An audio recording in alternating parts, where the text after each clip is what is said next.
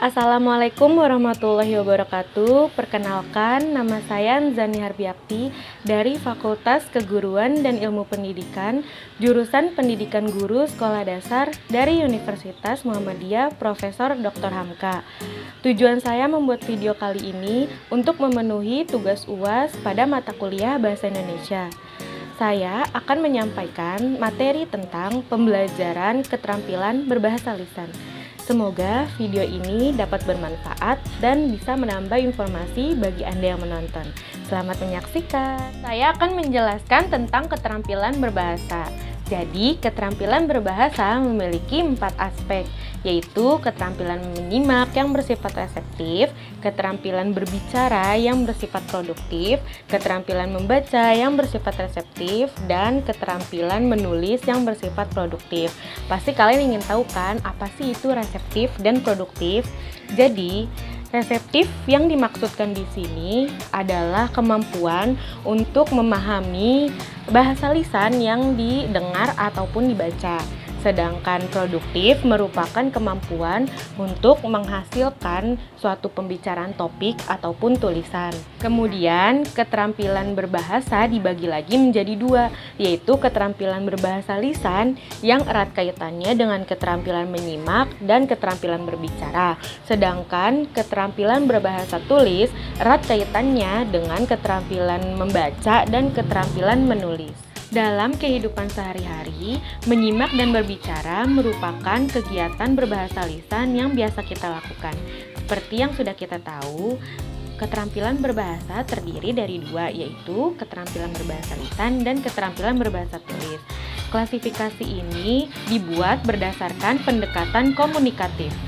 Langsung saja yang pertama kita bahas tentang keterampilan berbahasa lisan. Nah, kita harus tahu dulu pengertian tentang keterampilan berbahasa lisan. Nah, keterampilan berbahasa lisan merupakan suatu keterampilan yang dimiliki oleh seseorang untuk mengungkapkan dan memahami sesuatu yang disampaikan oleh orang lain secara lisan. Nah, keterampilan berbahasa lisan juga memiliki manfaat, yaitu untuk mengembangkan sikap intelektual, kepekaan sosial, dan kematangan emosional. Nah, keterampilan berbahasa lisan juga sangat penting dikuasai oleh seseorang karena menjadi salah satu unsur penting untuk kesuksesan di dalam berkomunikasi. Selanjutnya, kita akan membahas tentang keterampilan menyimak. Sebelumnya sudah disampaikan bahwa di dalam keterampilan berbahasa lisan erat kaitannya dengan keterampilan menyimak dan keterampilan berbicara. Nah, keterampilan menyimak merupakan suatu proses kegiatan mendengarkan bunyi-bunyi bahasa dan non-bahasa yang dilakukan dengan penuh perhatian dan pemahaman agar bisa menangkap isi atau pesan yang disampaikan. Adapun tujuan dari keterampilan menyimak ini adalah untuk melatih seseorang agar bisa memahami bahasa lisan. Biasanya di dalam pembelajaran, keterampilan menyimak digunakan dengan metode membaca, menulis, karya sastra, dan lain-lain. Adapun cara penyajiannya dibacakan secara langsung atau melalui perekam suara. Untuk meningkatkan keterampilan menyimak, harus ada strategi dan cara yang dilakukan. Saya akan memberikan beberapa cara dan strategi tersebut. Yang pertama, ada simak dikte. Dilakukan dengan cara orang lain memberikan sebuah kata atau kalimat dengan jelas dan intonasi yang tepat. Kemudian seseorang yang menyimak akan menuliskannya kembali seperti yang sudah disampaikan tadi. Yang kedua, ada memperluas kalimat. Dilakukan dengan cara orang lain memberikan atau memaparkan sebuah kata. Kemudian seseorang yang menyimak akan meneruskan kata tersebut sesuai dengan makna yang tadi disampaikan agar hasil akhirnya bisa membentuk sebuah kalimat yang utuh. Yang ketiga, ada membuat rangkuman. Seperti yang kita tahu, membuat rangkuman itu dilakukan dengan cara orang lain memaparkan sebuah materi. Kemudian, seseorang yang menyimak akan menuliskan kembali menggunakan bahasa sendiri atau bisa disebut dengan rangkuman. Selanjutnya ada keterampilan berbicara.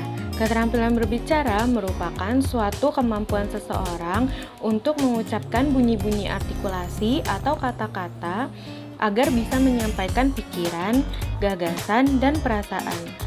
Tujuan dari keterampilan berbicara adalah untuk melatih seseorang agar bisa berbicara menggunakan bahasa Indonesia yang baik dan benar. Biasanya di dalam pembelajaran, metode yang dipakai dalam keterampilan berbicara sama dengan keterampilan menyimak, yaitu menggunakan metode membaca, menulis, karya sastra, dan lain-lain.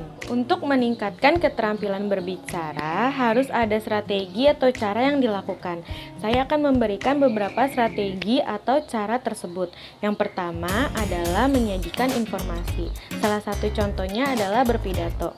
Dari berpidato ini, seseorang akan mengembangkan rasa percaya diri, belajar menyusun dan menyajikan pembicaraan, dan juga belajar bagaimana cara atau sikap yang baik saat berbicara di hadapan sejumlah pendengar. Lalu yang kedua ada berpartisipasi dalam diskusi. Nah, di dalam diskusi, seseorang bisa menyalurkan pendapat dan pikirannya secara lengkap. Juga bisa bertanya jawab berdasarkan fakta dan tanggapan yang masuk akal. Yang ketiga, ada bercerita dan membaca puisi. Dari bercerita dan membaca puisi ini, seseorang akan bisa menafsirkan karya sastranya secara lisan. Ada hubungan dari keterampilan menyimak dan keterampilan berbicara, yaitu dengan berbicara seseorang akan bisa menyampaikan informasi melalui ujaran, sedangkan dengan menyimak seseorang bisa mendapatkan informasi. Maka dari itu, komunikasi lisan erat hubungannya dengan menyimak dan berbicara. Jika tidak, maka komunikasi lisan akan sulit tercapai. Lalu, kita akan beralih untuk membahas keterampilan berbahasa tulis. Di keterampilan berbahasa tulis, ada dua keterampilan, yaitu tentang keterampilan membaca dan keterampilan menulis. Keterampilan membaca merupakan suatu keterampilan seseorang untuk merespon lambang-lambang cetak atau lambang-lambang tulis dengan pengertian yang tepat untuk mendapatkan sebuah informasi.